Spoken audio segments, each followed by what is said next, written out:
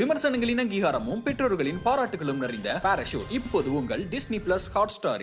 Irregular period என்னதான் பண்றது? உங்க பிரச்சனைகளை கட்டுப்படுத்த லயன் டேட் சிரப் தினமும் 2 ஸ்பூன். இப்போது புதிய அறிமுகம் ஆச்சி ஹோட்டல் சாம்பார் 50 கிராம் ரூபாய் 20 மட்டுமே.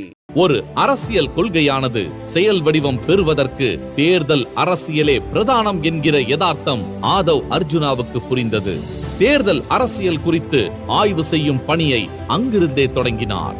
அதன் தொடர்ச்சியாக 2015ஆம் ஆண்டு திமுகவிற்கு தேர்தல் வியூகங்களை வகுக்கும் குழுவில் பல்வேறு பொறுப்புகளை ஏற்று நடத்தினார். திமுகவுக்கும் தேர்தல் வேலை செய்ததாக வீடியோவில் கூறி ஆட்சியிலும் பங்கு அதிகாரத்திலும் பங்கு என்ற முழக்கத்துடன் எளிய மக்கள் அதிகாரத்தை அடைவதற்கான பிரச்சாரத்தை மக்கள் சக்தியுடன் விரைவில் உருவாக்குவோம் என விசிகவில் இருந்து சஸ்பெண்ட் செய்யப்பட்ட ஆதவ் அர்ஜுனா வீடியோ ஒன்றை வெளியிட்டுள்ளார்.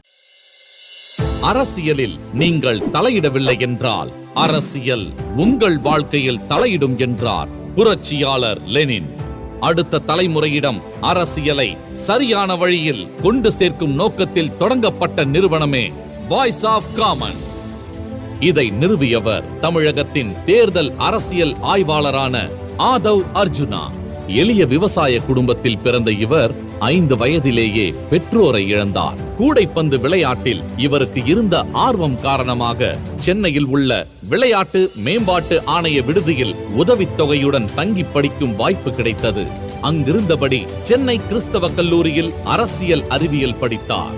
அப்போது பெரியார் சிந்தனைகளையும் அம்பேத்கர் கருத்துகளையும் ஆழ்ந்து படித்தார். இங்கு எல்லோரும் சமம் என்ற அரசியலே இனி அவசியம் என்ற சிந்தனையை வந்தடைந்தார்.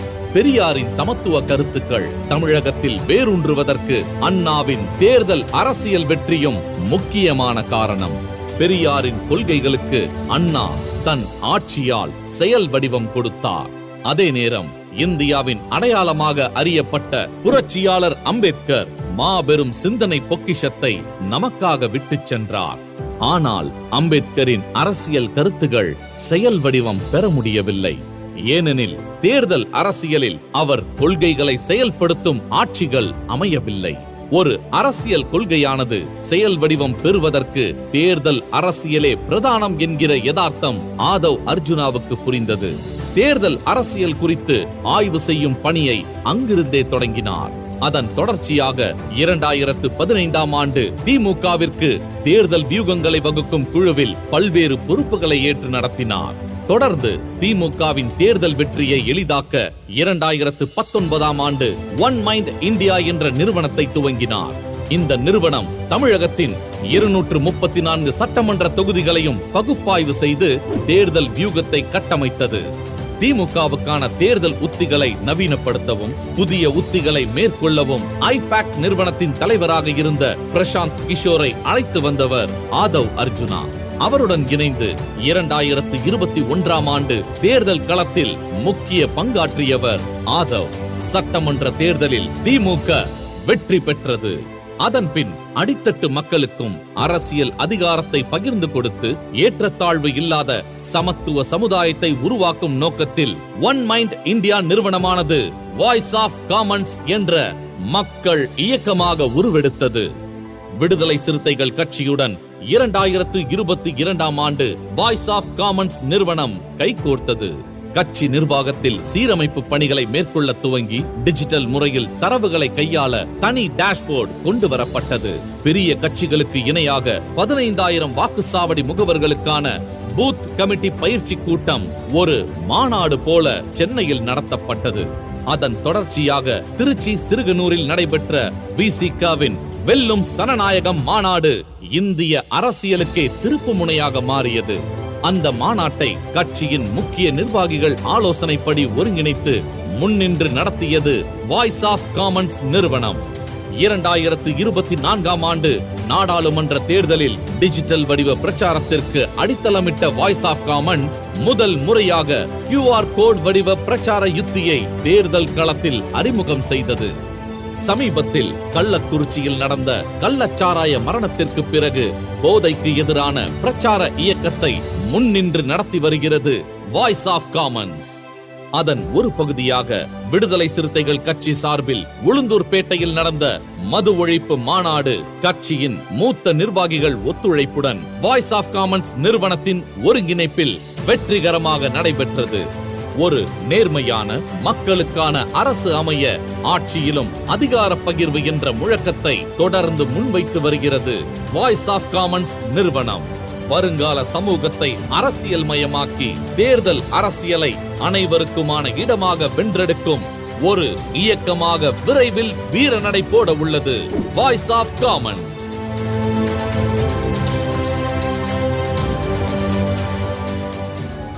விசிக துணை பொதுச் செயலாளர் ஆதவ் அர்ஜுனாவின் நிறுவனம் சார்பில் எல்லோருக்குமான தலைவர் அம்பேத்கர் என்ற நூல் வெளியீட்டு விழா கடந்த 6ஆம் தேதி சென்னையில் உள்ள நந்தம்பாக்கத்தில் நடைபெற்றது. தாவேக தலைவர் விஜய் இந்நூலை வெளியிட ஓய்வு பெற்ற நீதிபதி சந்துரு பெற்றுக்கொண்டார். இந்நிகழ்ச்சியில் ஆதவ் அர்ஜுனா பேசுகையில் தமிழகத்தில் கூட்டணி ஆட்சியை உருவாக்க வேண்டும், எனவே மன்னராட்சியை ஒழிக்க வேண்டிய நேரம் இது என பேசியிருந்தார். இது தமிழக அரசியலில் சலசலப்பை ஏற்படுத்தியிருந்தது. கூட்டணி கட்சிகளான திமுக விடுதலை சிறுத்தைகள் கட்சிக்கும் சிக்கல் ஏற்பட்டுள்ளது என்று பல்வேறு கருத்துக்கள் வெளிவந்த நிலையில் அவற்றுக்கு முற்றுப்புள்ளி வைக்கும் விதமாக ஆதவ் அர்ஜுனாவை 6 மாத காலம் இடைநீக்கம் செய்து தொல் திருமாவளவன் உத்தரவிட்டார். இது தொடர்பாக விசிக நிறுவன தலைவரும் சிதம்பரம் நாடாளுமன்ற மக்களவை உறுப்பினருமான தொல் திருமாவளவன் வெளியிட்ட அறிக்கையில் ஆதவ் அர்ஜுனா மீது ஒழுங்கு நடவடிக்கை மேற்கொள்ள தலைமை நிர்வாக குழுவில் தீர்மானிக்கப்பட்டு ஆதவ் அர்ஜுனாவை கட்சியிலிருந்து 6 மாத காலத்துக்கு இடைநீக்கம் செய்ய உள்ளதாக தெரிவித்தார். இதையடுத்து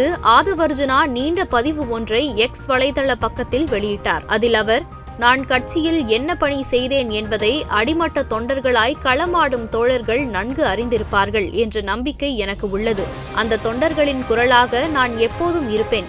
தலைவரின் கையெழுத்திட்ட துணை பொதுச் செயலாளர் என்கிற பொறுப்பு கடிதம் கிடைக்கப் பெற்ற போது என்ன மனநிலையில் இருந்தேனோ அதே மனநிலையில் இப்போது தலைவரின் கையெழுத்துடன் வெளியாகியுள்ள எனது இடைநீக்கம் குறித்த கடிதத்தை எதிர்கொள்கிறேன். தலித் மற்றும் பிற ஒடுக்கப்பட்ட மக்களுக்கான ஆட்சியிலும் பங்கு, அதிகாரத்திலும் பங்கு என்ற முழக்கத்தை அந்த மக்களுக்கான அதிகாரம் கிடைக்கும் வரை தொடர்ந்து முழங்கிக் கொண்டு இருப்பதே நேர்மையான மக்கள் அரசியலாக இருக்கும் என்ற எனது உள்ளார்ந்த எண்ணத்தை தோழர்கள் மத்தியில் இப்போதும் பதிவு செய்ய கடமைப்பட்டுள்ளேன். குறிப்பாக ஒடுக்கப்பட்ட மக்களுக்கு அதிகாரம் கிடைத்துவிடக் கூடாது என்று நினைக்கும் மனநிலைதான் மன்னர் பரம்பரைக்கான மனநிலை என்பதை அழுத்தமாக பதிவு செய்ய விரும்புகிறேன். இந்த மக்களுக்கான அதிகாரத்தை தட்டி பறிக்கும் அந்த மனநிலையை எதிர்காலத்தில் தேர்தல் பிரச்சாரத்தின் மூலம் உடைத்தெறிந்து ஜனநாயக வழியில் அதை பெரும் போராட்டத்தில் பங்கெடுக்கும் பணியில் தீவிரமாக ஈடுபடுவேன் என்று பதிவிட்டார். இந்த நிலையில் ஆதவ் அர்ஜுனா தனது எக்ஸ் பக்கத்தில் வீடியோ ஒன்றை வெளியிட்டுள்ளார். அந்த வீடியோவில் ஆதவ் அர்ஜுனா தேர்தல் வியூகங்கள் குழுவில் சேர்ந்தது முதல் திமுக சட்டமன்ற தேர்தலில் வெற்றி பெறுவதற்காக தேர்தல் வியூகங்களை அமைத்துக் கொடுத்தது தொடர்பாக தகவல் இடம்பெற்றுள்ளது. மேலும் விடுதலை சிறுத்தைகள் கட்சியில் இணைந்து மாநாடுகளை வெற்றிகரமாக நடத்தியது தொடர்பான தகவல்களும் இடம்பெற்றுள்ளது. முதல்வர் மு.க. ஸ்டாலின் மற்றும் முதல்வரின் மருமகன் சபரீசன் ஆகியோருடன்